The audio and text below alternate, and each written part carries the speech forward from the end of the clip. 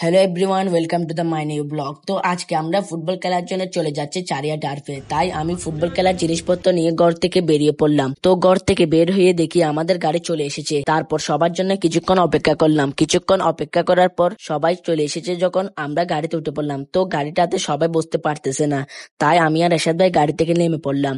তারপর আমরা গাড়ি খুঁজতে লাগলাম। তো আমরা গাড়ি পাচ্ছি না। তো আমাদের হাতে সময় ছিল না। তাই এরশাদ ভাই বলতেছে, তাহলে আমার গাড়িটা বের করবো নাকি? আমি বললাম, ঠিক আছে, আপনার গাড়িটা বের করুন। তো এরশাদ ভাইয়ের গাড়িটা নিয়ে আমরা রওনা দিলাম। তারপর মাঝপথে ওদের গাড়ি থেকে ফয়রাজকে আমাদের গাড়িতে নিয়ে নিলাম, কেননা ওদের গাড়িটাতে ওভারলোড হয়ে গেছিল।